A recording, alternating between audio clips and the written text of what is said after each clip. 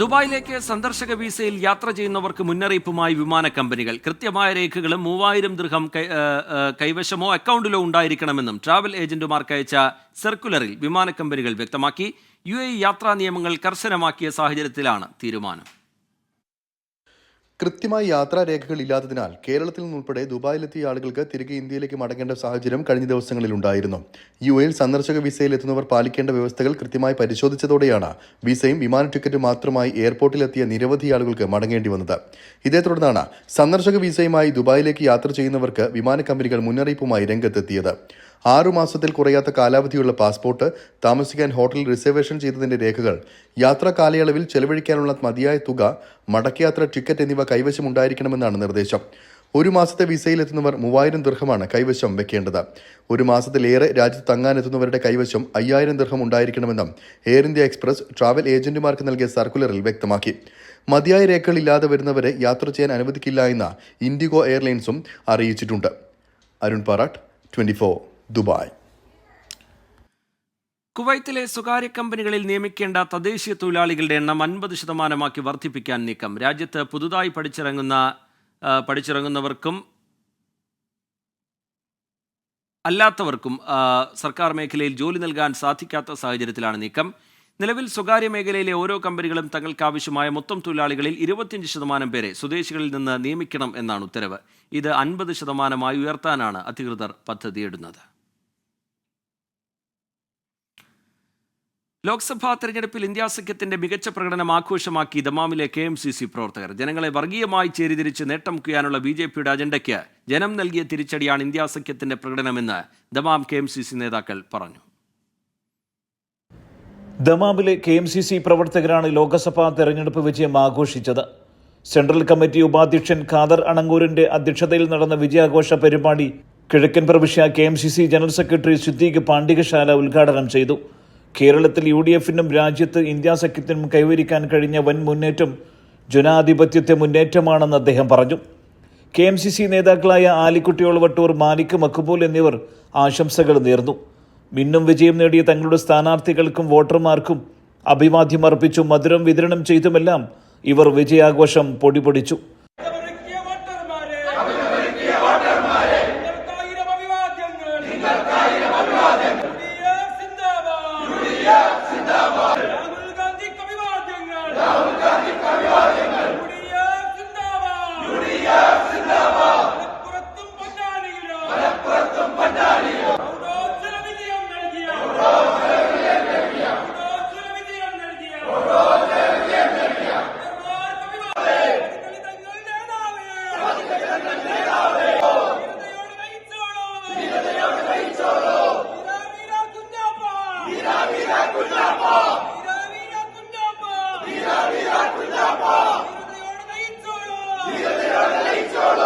ബഷീർ മാക്കവി, അമീർ Koyilandy, Kareem TT, Basheer Alunkal, Mushtaq Pengad, Ismail Pullatt, അമീൻ കൈകാവിള, സഹീർ മജിദാൽ, ഷെരീഫ് പാറപ്പുറത്ത് എന്നിവർ സംബന്ധിച്ചു.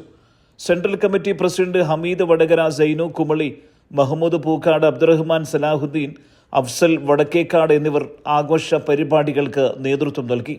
General secretary Mujeeb Kolathur സ്വാഗതവും ഫൈസൽ ഇരിക്കൂർ നന്ദിയും പറഞ്ഞു. സുബൈറുദ്ദൂർ, 24, ദമാം.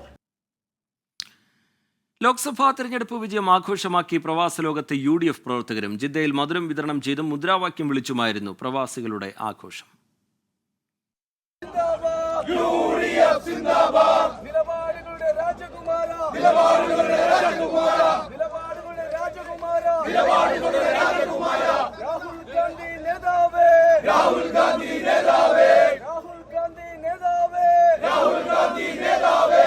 ജിദ്ദയിൽ മലയാളികളുടെ സംഗമകേന്ദ്രമായ ഷറഫിയയിലായിരുന്നു UDF പ്രവർത്തകരുടെ വിജയാഘോഷം. OICC ജിദ്ദ സെൻട്രൽ കമ്മിറ്റിയുടെയും ജിദ്ദ മലപ്പുറം UDF കമ്മിറ്റിയുടെയും KMCCയുടെയും എല്ലാം ആഭിമുഖ്യത്തിലായിരുന്നു ആഘോഷ പരിപാടികൾ. മധുരം വിതരണം ചെയ്തും മുദ്രാവാക്യം വിളിച്ചും ഇന്ത്യ മുന്നണിയുടെ മുന്നേറ്റവും കേരളത്തിൽ UDFന്റെ വിജയവും പ്രവാസികൾ ആഘോഷമാക്കി. മാത്രമല്ല, ഇന്ത്യയിലെ ജനങ്ങൾ എന്നും മതേതരത്വത്തോടൊപ്പമാണ്. രാജ്യത്തെ ജനങ്ങൾ ജനാധിപത്യ മതേതര ചേരിയിലേക്ക് തിരിച്ചു വരുന്ന ഒരു തെരഞ്ഞെടുപ്പാണ്. അതുപോലെ തന്നെ കേരളത്തിൽ പിണറായി വിജയൻ BJPയോട് സന്ധി ചെയ്ത, BJPയോട് സമരസപ്പെട്ട് പ്രവർത്തിക്കുന്ന ഒരു മുഖ്യമന്ത്രിയെ ക്കെതിരായുള്ള വിധിയെഴുത്ത് കൂടി ഈ തെരഞ്ഞെടുപ്പിൽ കാണാം. ജോലി കഴിഞ്ഞ് രാത്രിയോടെയാണ് വിജയാഘോഷത്തിനായി പ്രവാസികൾ ഒത്തുകൂടിയത്. തെരഞ്ഞെടുപ്പ് പ്രചാരണ രംഗത്തും സജീവ സാന്നിധ്യമായിരുന്ന പ്രവാസികളുടെ ആഘോഷം വരും ദിവസങ്ങളിലും തുടരും. ജലീൽ കണ്ണമംഗലം, 24 ജിദ്ദ. യുഎയിലെ ഉമൽ ഖുബൈനിൽ ഗ്യാസ് സിലിണ്ടർ പൊട്ടിത്തെറിച്ച് മലയാളിക്ക് ദാരുണാന്ത്യം. മലപ്പുറം ചെട്ടിപ്പടി സ്വദേശി അബ്ദുൾ റഹ്മാനാണ് മരിച്ചത്. 61 വയസ്സായിരുന്നു. ഗ്യാസ് സിലിണ്ടറിൽ നിന്നുള്ള പൈപ്പിലെ ചോർച്ചയാണ് അപകടത്തിന് കാരണം.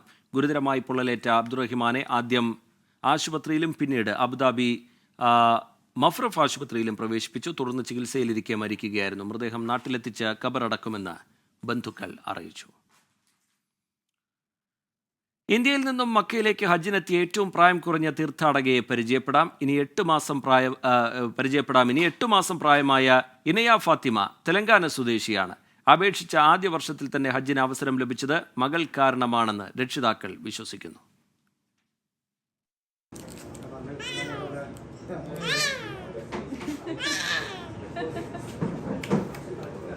ഇനയ ഫാത്തിമക്ക് പ്രായം 8 മാസം. ഈ വർഷം ഇതുവരെ ഇന്ത്യയിൽ നിന്നും ഹജ്ജിനെത്തിയ ഏറ്റവും പ്രായം കുറഞ്ഞ തീർത്ഥാടക. മാതാപിതാക്കളോടൊപ്പം മെയ് 18-നാണ് ഇനയ ഫാത്തിമ ഹജ്ജിനെത്തിയത്. മദീന സന്ദർശിച്ചു, ഉംറ നിർവഹിച്ചു, ചരിത്ര പുണ്യസ്ഥലങ്ങളെല്ലാം സന്ദർശിച്ചു. ഹജ്ജിന് അപേക്ഷ നൽകിയ ആദ്യ വർഷം തന്നെ അവസരം ലഭിച്ചത് ഇനയ ഫാത്തിമയുള്ളത് കൊണ്ടാണെന്ന് മാതാപിതാക്കൾ വിശ്വസിക്കുന്നു. This was the first time I applied, and I believe my baby is my lucky charm for to get this thing. Without God's will, this would not have been happened. So God has willed this, and that is the reason it got picked. So I came along with my spouse and my little baby, and I believe Almighty Allah is going to make it easy for me, and I pray and I request all of you to pray for us to make this journey easy for us. ഇനയ ഫാത്തിമയുടെ പൂർണ്ണ സഹകരണത്തോടെ ഇതുവരെയുള്ള എല്ലാ കർമ്മങ്ങളും നിർവഹിക്കാൻ സാധിച്ച സന്തോഷത്തിലാണ് മാതാപിതാക്കൾ. Whenever we go out, she is very smooth and happy. And from 2 days she is suffering from cold and fever. For that We visited to dispensary clinic here. തെലുങ്കാനയിലെ വരങ്കൽ സ്വദേശികളായ സെയ്ദ് ഇല്യാസ് ഷാ ഖാദ്രിയുടെയും ഷാഹിസ്ത നിക്കത്തിന്റെയും ഏക മകളാണ് ഇനയ ഫാത്തിമ. ഇതുവരെയുള്ള കർമ്മങ്ങളെപ്പോലെ ഹജ്ജും ഇനയ ഫാത്തിമയോടൊപ്പം പൂർണ്ണ ആരോഗ്യത്തോടെയും സഹകരണത്തോടെയും നിർവഹിക്കാനാകുമെന്ന പ്രതീക്ഷയും പ്രാർത്ഥനയും ഇവർക്കുണ്ട്. ഇന്ത്യയിൽ നിന്നെത്തിയ ഏറ്റവും പ്രായം കുറഞ്ഞ തീർത്ഥാടക. ഹജ്ജ് കർമ്മങ്ങൾ അവസാനിക്കുന്നതുവരെ കർമ്മങ്ങളെല്ലാം സുഗമമായി നിർവഹിക്കാൻ സാധിക്കും എന്ന പ്രതീക്ഷയിലാണ് രക്ഷിതാക്കൾ. മക്കയിൽ നിന്നും ജലീൽ കണ്ണമംഗലം, 24. ലോക രക്തദാന ദിനത്തോടനുബന്ധിച്ച് കുവൈത്ത് സിറ്റി മാർത്തോമ യുവജന സഖ്യവും BDK കുവൈത്ത് ചാപ്റ്ററും സംയുക്തമായി രക്തദാന ക്യാമ്പ് സംഘടിപ്പിക്കും. ഈ മാസം 7-ന് ഉച്ചയ്ക്ക് 1 മുതൽ വൈകിട്ട് 5 മണി വരെ അദാൻ ആശുപത്രിക്ക് സമീപമുള്ള കോപ്പറേറ്റീവ് ബ്ലഡ് ട്രാൻസ്ഫ്യൂഷൻ സെന്ററിലാണ് ക്യാമ്പ് നടക്കുക. ക്യാമ്പിൽ പങ്കെടുക്കാൻ ആഗ്രഹിക്കുന്നവർ 69 60 65 80 എന്ന നമ്പറിൽ ബന്ധപ്പെടുക. ദമാം ഇന്ത്യൻ ഫുട്ബോൾ അസോസിയേഷൻ സംഘടിപ്പിക്കുന്ന നയൻസ് ഫുട്ബോൾ മേള വ്യാഴാഴ്ച തുടങ്ങും. 2 മാസത്തോളം നീണ്ടു നിൽക്കുന്ന ടൂർണമെന്റിൽ 300-ൽ പരം താരങ്ങൾ വിവിധ ടീമുകൾക്കായി ബൂട്ടണിയുമെന്ന് സംഘാടകർ അറിയിച്ചു. സൗദി കിഴക്കൻ പ്രവിശ്യയിലെ കാൽപന്ത് കളിക്കൂട്ടായ്മകളുടെ ഏകീകൃത വേദിയായ ദമാം ഇന്ത്യൻ ഫുട്ബോൾ അസോസിയേഷൻ ഡിഫ സംഘടിപ്പിക്കുന്ന നയൻസ് ഫുട്ബോൾ മേളയായ ഡിഫ സൂപ്പർ കപ്പിനാണ് വ്യാഴാഴ്ച തുടക്കമാവുക. ദമാം ദഹ്റാൻ എക്സ്പോക്ക് സമീപമുള്ള അല്യമാമ സ്റ്റേഡിയത്തിൽ 2 മാസക്കാലത്തോളം നീണ്ടു നിൽക്കുന്ന ടൂർണമെന്റിൽ ഡിഫയിൽ രജിസ്റ്റർ ചെയ്തിരിക്കുന്ന 23 ക്ലബ്ബുകളിൽ നിന്നുമുള്ള പ്രഗത്ഭരായ 300-ലധികം താരങ്ങൾ വിവിധ ടീമുകൾക്കായി ബൂട്ടണിയും. വ്യാഴാഴ്ച രാത്രി 10:30 നടക്കുന്ന ഉദ്ഘാടന മത്സരത്തിൽ സ്പോർട്ടിംഗ് കാലിദിയ ശക്തരായ CSC സ്ട്രൈക്കേഴ്സുമായി മാറ്റുരയ്ക്കും. Al Yamamah university director of facilities director Abdullah Fahad Al Makhlooth മുഖ്യാതിഥിയായിരിക്കും. ഒപ്പം സൗദി കിഴക്കൻ പ്രവിശ്യയിലെ സാമൂഹിക സാംസ്കാരിക കായിക വിദ്യാഭ്യാസ രംഗത്തെ പ്രമുഖർ പങ്കെടുക്കുമെന്ന് ഭാരവാഹികൾ പറഞ്ഞു. ടൂർണമെന്റിന്റെ ഉദ്ഘാടന പരിപാടികളിലും മത്സര ദിവസങ്ങളിലുമൊക്കെ വിവിധങ്ങളായ കലാപരിപാടികളും സംഘടിപ്പിക്കുമെന്ന് DIFA acting president Shameer Manalodi, tournament committee chairman Mujeeb Kalathil, media convener Saheer Majdal, DIFA acting general secretary Asif Melangadi, treasurer Junaid Nileshwaram എന്നിവർ പറഞ്ഞു. സുബൈറുദ്ദീനൂർ. ലോക്സഭാ തെരഞ്ഞെടുപ്പിൽ ഇന്ത്യ മുന്നണിയുടെ മികച്ച പ്രകടനത്തിൽ കുവൈത്ത് OICC വിജയാഘോഷം നടത്തി. അബ്ബാസിയയിലെ OICC ഓഫീസിൽ നടന്ന ആഘോഷത്തിൽ OICC general secretary BS Pillai അധ്യക്ഷനായി. National committee vice president Samuel Chacko Kattoor Kaleekkal ഉദ്ഘാടനം ചെയ്തു. വർഗീയ ശക്തികൾക്കെതിരെ നേടിയിട്ടുള്ള ഈ വിജയം മതേതര ഇന്ത്യക്ക് വലിയ പ്രതീക്ഷയാണ് നൽകിയിരിക്കുന്നതെന്ന് യോഗത്തിൽ നേതാക്കൾ അഭിപ്രായപ്പെട്ടു. ലോക്സഭാ തെരഞ്ഞെടുപ്പിൽ ഇന്ത്യ സഖ്യം മികച്ച പ്രകടനം കൈവരിച്ചതിൽ സൗദി ദക്ഷിണമേഖല OICC കമ്മിറ്റി ഖമീസ് മുഷൈത്തിൽ പായസ വിതരണം നടത്തി. അസീറിലെ UDF നേതാക്കളും പ്രവർത്തകരും പങ്കെടുത്തു. ഗൾഫ് ഫോക്കസിലേക്ക് വീണ്ടും നരേന്ദ്രമോദിയുടെ നേതൃത്വത്തിൽ NDA സർക്കാർ. മൂന്നാം മോദി സർക്കാരിന് കളമൊരുക്കി NDA നേതാക്കൾ വെള്ളിയാഴ്ച രാഷ്ട്രപതിയെ കാണും. പിന്തുണക്കത്ത് ഘടകകക്ഷി നേതാക്കൾ രാഷ്ട്രപതിക്ക് കൈമാറും. ഇന്ന് ചേർന്ന NDA യോഗത്തിലാണ് സുപ്രധാന തീരുമാനമുണ്ടായത്. ശനിയാഴ്ച സത്യപ്രതിജ്ഞ നടക്കുമെന്നാണ് സൂചന. NDA യോഗത്തിന് മുമ്പ് ചന്ദ്രബാബു നായിഡു, നിതീഷ് കുമാർ തുടങ്ങിയ നേതാക്കളുമായി BJP നേതൃത്വം ആശയവിനിമയം നടത്തി. ഡൽഹിയിലെ രാഷ്ട്രീയ അന്തരീക്ഷത്തിൽ അനിശ്ചിതത്വത്തിന്റെ കാർമേഘങ്ങൾ ഒഴിയുകയാണ്. മൂന്നാം നരേന്ദ്രമോദി സർക്കാർ ശനിയാഴ്ച സത്യവാചകം ചൊല്ലും. ഇതിന് സാഹചര്യമൊരുക്കാൻ നിലവിലുള്ള മന്ത്രിസഭയുടെ രാജി നരേന്ദ്രമോദി ഇന്ന് രാഷ്ട്രപതിക്ക് കൈമാറി. 17ാം ലോക്സഭ പിരിച്ചുവിടാനുള്ള കേന്ദ്രമന്ത്രിസഭാ യോഗം രാഷ്ട്രപതി അംഗീകരിച്ച് വിജ്ഞാപനം പുറപ്പെടുവിച്ചു. അഭ്യൂഹങ്ങൾക്കെല്ലാം ഒടുവിൽ തെലുങ്ക് ദേശവും JDUവും NDAയിൽ ഉറച്ചു നിൽക്കുമെന്ന് വ്യക്തമാക്കി. I am also experienced. I have seen so many political changes in this country. We are in NDA. മറ്റന്നാൾ ചേരുന്ന NDA പാർലമെന്ററി പാർട്ടി യോഗത്തിൽ നരേന്ദ്രമോദിയെ കക്ഷി നേതാവായി തെരഞ്ഞെടുക്കും. തുടർന്നാകും ഘടകകക്ഷി നേതാക്കൾ രാഷ്ട്രപതിയെ സന്ദർശിക്കുക. അനൌദ്യോഗിക ഉഭയകക്ഷി ചർച്ചകളിൽ സുപ്രധാന വകുപ്പുകളും സ്പീക്കർ സ്ഥാനത്തിനുമടക്കം അവകാശവാദം ഉന്നയിച്ചാണ് NDAയിൽ തെലുങ്ക് ദേശവും JDUവും നിലയുറപ്പിച്ചിരിക്കുന്നത്. NDA വിപുലീകരിക്കാനുള്ള നീക്കങ്ങളും ഇതിനിടെ BJP ശക്തമാക്കി. ഇന്ത്യ മുന്നണിയിലെ ചില പാർട്ടികളെയും ചില ഗ്രൂപ്പുകളെയും ലക്ഷ്യമിട്ടാണ് നീക്കം. നരേന്ദ്രമോദിക്കൊപ്പം ഘടകകക്ഷികളിൽ നിന്നുള്ള അംഗങ്ങളും മന്ത്രിമാരായി സത്യവാചകം ചൊല്ലും. R. രാധാകൃഷ്ണൻ, 24, ഡൽഹി. BJPക്ക് കേവല ഭൂരിപക്ഷമില്ലാത്തതിനാൽ മന്ത്രിസഭാ രൂപീകരണത്തിലടക്കം നിരവധി വിട്ടുവീഴ്ചകൾക്ക് BJPക്ക് വഴങ്ങേണ്ടി വരും. പാർലമെന്റിലാകട്ടെ ശക്തമായ പ്രതിപക്ഷത്തെയാകും ഭരണപക്ഷത്തിന് നേരിടേണ്ടി വരിക. 10 വർഷത്തിനിടെ പതിവില്ലാത്ത കാഴ്ചയ്ക്ക് ദേശീയ രാഷ്ട്രീയം സാക്ഷ്യം വഹിക്കാൻ ഒരുങ്ങുകയാണ്. BJPക്ക് കേവല ഭൂരിപക്ഷമില്ലാത്തതിനാൽ സഖ്യകക്ഷികൾക്ക് സുപ്രധാന വകുപ്പുകൾ നൽകേണ്ടി വരും. തെലുഗുദേശം മുതൽ ജിതിൻ റാം മാഞ്ചിയുടെ പാർട്ടിക്ക് വരെ പദവികൾ പങ്കുവെക്കണം. ലോക്സഭാ സ്പീക്കർ സ്ഥാനം, ആന്ധ്രാപ്രദേശിന് പ്രത്യേക പദവി, പോളവാരം പദ്ധതി പൂർത്തീകരണം, അമരാവതിയിൽ തലസ്ഥാന നിർമ്മാണം, ജഗൻമോഹൻ റെഡ്ഡി സർക്കാരിന്റെ അഴിമതി കേന്ദ്ര ഏജൻസി അന്വേഷിക്കണം. അങ്ങനെ നീളുന്നു ചന്ദ്രബാബു നായിഡുവിന്റെ ആവശ്യങ്ങൾ. 3 ക്യാബിനറ്റ് മന്ത്രിസ്ഥാനങ്ങൾ, സഹമന്ത്രിസ്ഥാനങ്ങൾ, മറ്റു സുപ്രധാന പദവികൾ എന്നിങ്ങനെ നിതീഷ് കുമാറിനുമുണ്ട് ആവശ്യങ്ങളേറെ. അവ അംഗീകരിക്കേണ്ടി വരും. കഴിഞ്ഞ 10 വർഷം NDA പേരിൽ മാത്രമായിരുന്നു. നടപ്പാക്കിയതൊക്കെ BJP നയങ്ങൾ. NDA സ്ഥാപകാംഗങ്ങളായ അകാലിദളും ശിവസേനയും മുന്നണി വിട്ടപ്പോഴും BJP കുലുങ്ങിയില്ല. ഒടുവിൽ AIADMKയും കൈവിട്ടു. ഇനി നിർണായക തീരുമാനങ്ങൾക്ക് NDA യോഗം ചേർന്ന് അനുമതി നൽകേണ്ടതുണ്ട്. 10 വർഷത്തെ പാർലമെന്റിന്റെ സ്വഭാവവും മാറുകയാണ്. കാർഷിക നിയമ ഭേദഗതി, പൗരത്വ നിയമ ഭേദഗതി തുടങ്ങിയവയൊക്കെ BJPയുടെ മാത്രം തീരുമാനമായിരുന്നു. ഇനി NDAയിലും പാർലമെന്റിലും വിവാദ നിയമങ്ങൾ കൊണ്ടുവരിക എളുപ്പമാകില്ല. ഒരു രാജ്യം ഒരു തെരഞ്ഞെടുപ്പ് ഉൾപ്പെടെ BJP പ്രകടന പത്രികയിലെ വാഗ്ദാനങ്ങൾ തൽക്കാലം അലമാരയിൽ വെക്കേണ്ടി വരും. Political desk, 24. തെരഞ്ഞെടുപ്പ് ജയത്തിനു ശേഷമുള്ള ആദ്യ വരവിൽ തൃശൂർ ഇളക്കിമറിച്ച് സുരേഷ് ഗോപി. സ്വരാജ് റൗണ്ടിൽ ആയിരങ്ങളെ അണിനിരത്തി വൻ റോഡ് ഷോ നടന്നു. ആഘോഷങ്ങൾക്കിടെ കേന്ദ്രമന്ത്രി സ്ഥാനത്തിനായുള്ള ചർച്ചകളും പുരോഗമിക്കുകയാണ്. നരേന്ദ്രമോദിയുമായി സുരേഷ് ഗോപി നാളെ കൂടിക്കാഴ്ച നടത്തും. തൃശൂർ കളക്ട്രേറ്റിൽ നിന്ന് വിജയപത്രം ഏറ്റുവാങ്ങി സുരേഷ് ഗോപി നേരെ എത്തിയത് നഗരഹൃദയത്തിലേക്ക്. കാത്തുനിന്ന 10,000ങ്ങളിലേക്ക് ആവേശത്തിന്റെ തീക്കാറ്റ് പടർന്നത് അതിവേഗമാണ്.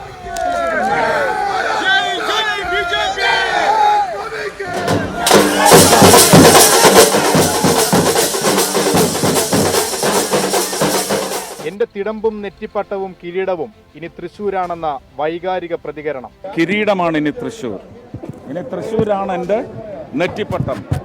ഇനി തൃശ്ശൂരാണ് എൻ്റെ തിടമ്പ്.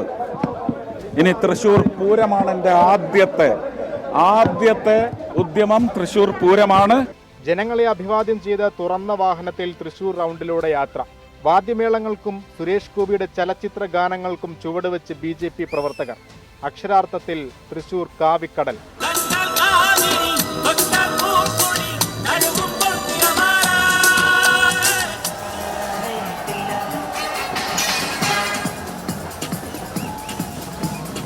കെ സുരേന്ദ്രനടക്കം സംസ്ഥാന നേതാക്കളും ആഹ്ലാദ പ്രകടനത്തിന്റെ ഭാഗമായി.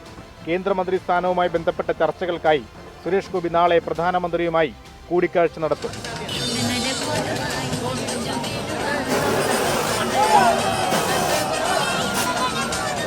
നാടും നഗരവും ഇളക്കിമറിച്ചുള്ള ആഹ്ലാദ പ്രകടനം, പരിഹസിച്ചവർക്കും ആരോപണ സാരങ്ങൾ ചെയ്തവർക്കുമുള്ള മധുര പ്രതികാരം. തൃശ്ശൂരിലേക്കുള്ള ആദ്യ വരവ് അതിഗംഭീരമാക്കിയിരിക്കുകയാണ് സുരേഷ് ഗോപി. തൃശ്ശൂരിൽ നിന്ന് സച്ചിൻ ചന്ദ്രയ്ക്കൊപ്പം അശ്വിൻ പാലാടി, 24. സർക്കാർ രൂപീകരണ സാധ്യതകൾ പരിശോധിച്ച് ഇന്ത്യ സഖ്യത്തിന്റെ യോഗം. മൂന്നാം മോദി സർക്കാരിനെതിരെ ശക്തമായ പ്രതിപക്ഷമായിരിക്കാനാണ് ഡൽഹിയിൽ ചേർന്ന ഇന്ത്യ മുന്നണി യോഗത്തിലെ ധാരണ. ആവശ്യമായ സമയത്ത് ഉചിതമായ നീക്കം നടത്താനും യോഗം തീരുമാനിച്ചു. ബി.ജെ.പിക്ക് ഒറ്റയ്ക്ക് കേവല ഭൂരിപക്ഷം ഇല്ലാത്ത പശ്ചാത്തലത്തിലാണ് സർക്കാർ രൂപീകരണ സാധ്യത ചർച്ച ചെയ്യാൻ കോൺഗ്രസ് അധ്യക്ഷൻ മല്ലികാർജ്ജുൻ ഖർഗെ ഇന്ത്യ സഖ്യത്തിന്റെ യോഗം വിളിച്ചത്. ജനങ്ങൾ ബി.ജെ.പിക്ക് ഉചിതമായ മറുപടി നൽകി. ഫാസിസ്റ്റ് നയങ്ങൾക്കെതിരായ പോരാട്ടം തുടരും. ജനങ്ങൾക്ക് നൽകിയ വാഗ്ദാനങ്ങൾ പാലിക്കുമെന്നും യോഗശേഷം മല്ലികാർജ്ജുൻ ഖർഗെ പ്രതികരിച്ചു. Received by our allies, the people's mandate has given befitting reply to the BJP and their politics of hate, corruption and deprivation. ജെ.ഡി.യു, ടി.ഡി.പി എന്നീ പാർട്ടികൾ എൻ.ഡി.എ യോഗത്തിൽ പങ്കെടുത്ത പശ്ചാത്തലത്തിൽ തൽക്കാലം മൂന്നാം മോദി സർക്കാരിനെതിരെ ശക്തമായ പ്രതിപക്ഷമായിരിക്കാൻ മുന്നണി യോഗം തീരുമാനിച്ചു. കഴിഞ്ഞ 10 വർഷക്കാലം നടത്തിയ നരേന്ദ്രമോദി ഗവൺമെന്റിനെതിരായിട്ടുള്ള ക്ലിയർ ആയിട്ടുള്ള വെർഡിക്റ്റാണ്. ആ ജനവികാരം മാനിച്ചുകൊണ്ട് പ്രവർത്തിക്കാൻ ഏതെല്ലാം കാര്യങ്ങൾ ചെയ്യണോ അത് യുക്തമായ സമയത്ത് തീരുമാനം ചെയ്യും എന്നുള്ളതാണ് ഞങ്ങളുടെ ക്ലിയർ ആയിട്ടുള്ള തീരുമാനം. അത് വായിച്ചു അല്ല, ഞങ്ങൾ ആദ്യം പാർട്ടി പ്രവർത്തക സമിതി യോഗം കൂടും, പിന്നെ സ്വാഭാവികമായിട്ടും പിന്നെ പാർലമെന്ററി പാർട്ടി യോഗം വിളിക്കും. അത് വിളിച്ചതിന് ശേഷമുള്ള മറ്റു പരിപാടികൾ ആരംഭിക്കും. കൂട്ടുകക്ഷി സർക്കാരിനെ മുന്നോട്ട് കൊണ്ടുപോകാൻ നരേന്ദ്രമോദിക്ക് മെയ്വഴക്കമില്ലെന്നാണ് പ്രതിപക്ഷത്തിന്റെ വിലയിരുത്തൽ. സർക്കാർ രൂപീകരണത്തിന് ഭാവിയിൽ സാധ്യത തെളിഞ്ഞാൽ പ്രയോജനപ്പെടുത്താനാണ് തീരുമാനം. 24 ഡൽഹി. ലോക്സഭാ തെരഞ്ഞെടുപ്പിലെ കനത്ത തോൽവി ചർച്ച ചെയ്യാൻ ഈ മാസം 16 മുതൽ 5 ദിവസം CPIM നേതൃയോഗങ്ങൾ ചേരും. തിരുത്തേണ്ട കാര്യങ്ങൾ തിരുത്തുമെന്ന് CPIM സംസ്ഥാന സെക്രട്ടറി MV ഗോവിന്ദൻ പറഞ്ഞു. ജനവിധി അംഗീകരിക്കുന്നുവെന്നും പോരായ്മകൾ പരിഹരിക്കുമെന്നും മുഖ്യമന്ത്രി പിണറായി വിജയൻ പ്രതികരിച്ചു. സർക്കാർ വിരുദ്ധ വികാരം ആഞ്ഞടിച്ചപ്പോൾ ആലത്തൂരിലൊഴികെ എല്ലാ മണ്ഡലങ്ങളിലും ഇടതുമുന്നണിക്ക് കാലിടറി. CAയും മണിപ്പൂർ വിഷയങ്ങളും ഉയർത്തി ന്യൂനപക്ഷങ്ങളെ ഒപ്പം നിർത്താനുള്ള ശ്രമം ഫലം കണ്ടില്ല. പാർട്ടി വോട്ടുകൾ പൂർണ്ണമായി സംരക്ഷിക്കാനും കഴിഞ്ഞില്ല.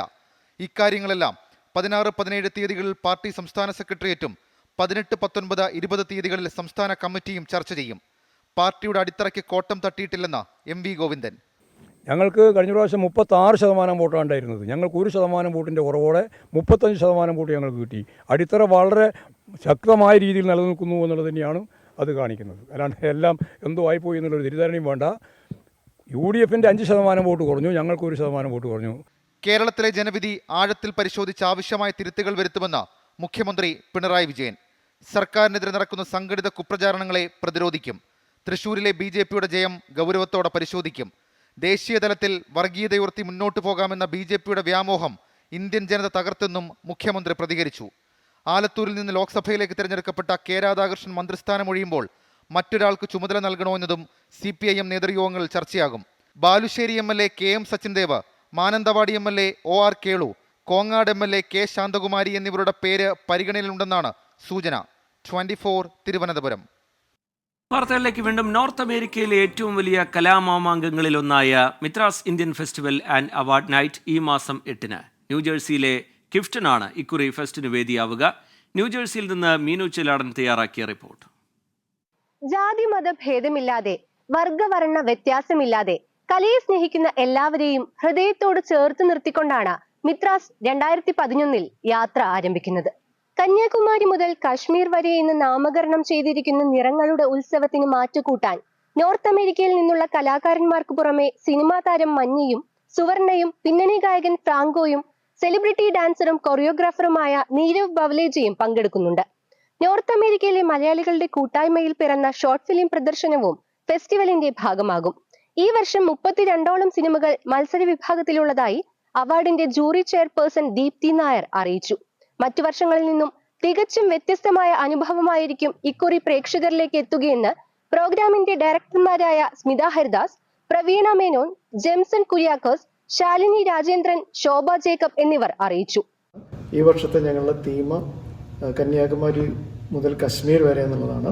ഓരോ പ്രവർത്തനങ്ങളും കാണുമ്പോൾ അല്ലെങ്കിൽ ഓരോ സ്റ്റേജ് ഷോസിന്റെ പ്ലാനിങ് കാണുമ്പോൾ എനിക്ക് തോന്നുന്നു ലോകത്തിൽ തന്നെ ഫസ്റ്റ് ടൈം നടത്തുന്ന ഒരു പ്രോഗ്രാം ആയിരിക്കും മിത്രാസ് ഫെസ്റ്റ് ഈ പ്രാവശ്യം. നോർത്ത് അമേരിക്കൻ മലയാളികൾ ഏറെ ആകാംക്ഷയോടെ കാത്തിരിക്കുന്ന കലാമാമാങ്കത്തിന് തിരി തെളിയാൻ ദിവസങ്ങൾ മാത്രം ബാക്കി നിൽക്കെ പോയ വർഷത്തേക്കാൾ ഗംഭീരമായ കാഴ്ചവിരുന്നൊരുക്കാനുള്ള അവസാനവട്ട ഒരുക്കങ്ങളിലാണ് സംഘാടകർ. മീനു ചേലാടൻ, 24 USA. പ്രധാനമന്ത്രി നരേന്ദ്രമോദിക്ക് അഭിനന്ദനവുമായി UAE president Sheikh Mohammed bin Zayed Al Nahyan. സുഹൃത്തിനെ ഹൃദയപൂർവ്വം അഭിനന്ദിക്കുന്നുവെന്ന് ട്വിറ്ററിൽ കുറിച്ച ഷെയ്ഖ് മുഹമ്മദ് ഇന്ത്യയെ കൂടുതൽ പുരോഗതിയിലേക്ക് നയിക്കാനും വികസനത്തിലേക്ക് നയിക്കാനുമൊക്കെ മോദിക്ക് വിജയം ആശംസിച്ചു. UAEയും ഇന്ത്യയും തമ്മിലുള്ള നയതന്ത്ര പങ്കാളിത്തവും ചൂണ്ടിക്കാട്ടി. ഇരു രാജ്യങ്ങളുടെയും വികസന ലക്ഷ്യങ്ങളിലേക്ക് എത്താൻ തുടർ സഹകരണം പ്രതീക്ഷിക്കുന്നതായും ഷെയ്ഖ് മുഹമ്മദ് അറിയിച്ചു. സുപ്രഭാതം പത്രത്തിനെതിരായ വിവാദ പരാമർശത്തിൽ മുഷാവറ അംഗവും പത്രാധിപരുമായ ബഹാവുദ്ദീൻ നദ്വിക്ക് സമസ്തയുടെ താക്കീത്. വിമർശനങ്ങൾ ഉന്നയിക്കേണ്ടത് സമസ്തയിലും സുപ്രഭാതത്തിലുമാണെന്നും മറ്റു മാധ്യമങ്ങളിലൂടെ അല്ല എന്നും നേതൃത്വം വ്യക്തമാക്കി. വിഷയത്തിൽ തുടർ നടപടികൾ ഉണ്ടാകില്ല. ബഹാവുദ്ദീൻ നദ്വി നൽകിയ വിശദീകരണ കത്ത് മുഷാവറ അംഗീകരിച്ചു. സുപ്രഭാതത്തിന് നയവ്യതിയാനം സംഭവിച്ചു എന്നായിരുന്നു ബഹാവുദ്ദീൻ നദ്വിയുടെ വിമർശനം. ഈ റിപ്പോർട്ടോടെ ഗൾഫ് ഫോക്കസ് പൂർത്തിയാവുകയാണ്. നമസ്കാരം.